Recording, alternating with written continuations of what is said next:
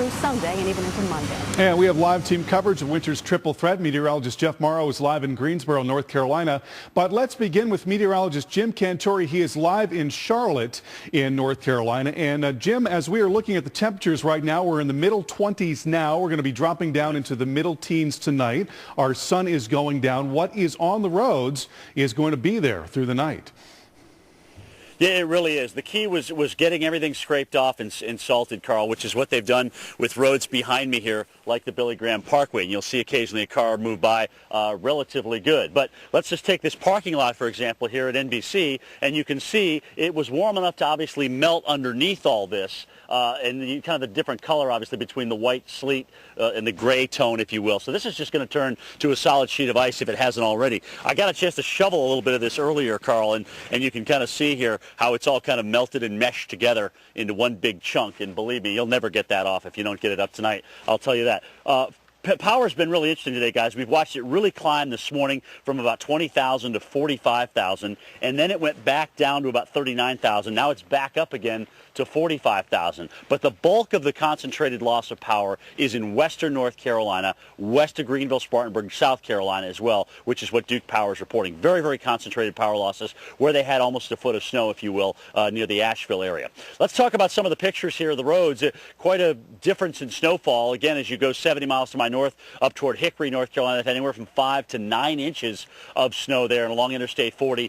Treacherous travel, guys. You can't make it all the way over the mountains because of A, the roads, and B, the road or the rock slide that they're still repairing there on Interstate 40 heading toward Nashville. And just the snow cover itself should kind of keep you off the roads there. Again, ones like this down near Charlotte are looking a lot better. If you're going 77 south, you're looking well as well.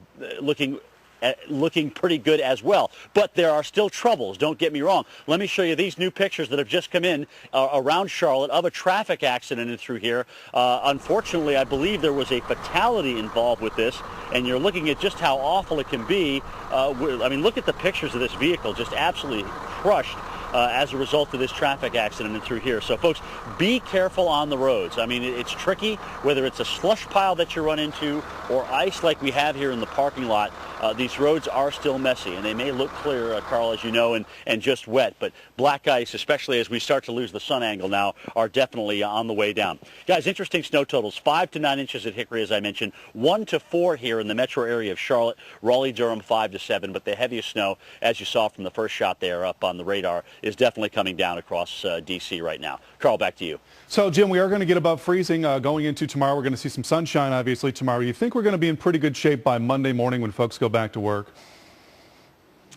Well, you know, we still have a pretty low sun angle, Guy. And if you haven't cleaned up the roads and they still look like this ice like I have here in this parking lot, I would say no in that account. So there's always going to be instances that'll lag, even though the temperature goes back up above 32 degrees. And I think that'll be the case here, even in Charlotte as well. All right, Jim, thank you so much. We certainly do appreciate it. Let's talk about what the storm is doing right now, and that snow continues to come down here into parts of Virginia and the Delmarva and getting up into New Jersey as well. Let's focus in on the radar picture. That snow coming down in earnest to the south of D.C. It's an amazing gradient. You're probably going to get a couple of inches in the Baltimore area. Then when you get south of D.C. into Calvert County, Charles County, it's going to be more like 8 inches. 5 to 8 there as you get up towards Atlantic City. Could be 6 to 10 in Dover and also in Salisbury, Ocean City, Maryland. A good foot potentially in Richmond. And look at the bubbling right there. That's a convective nature to the cloud. So there's still some lift in the atmosphere. We're still generating snow and precipitation back into parts of Virginia and North Carolina. And we still got that mix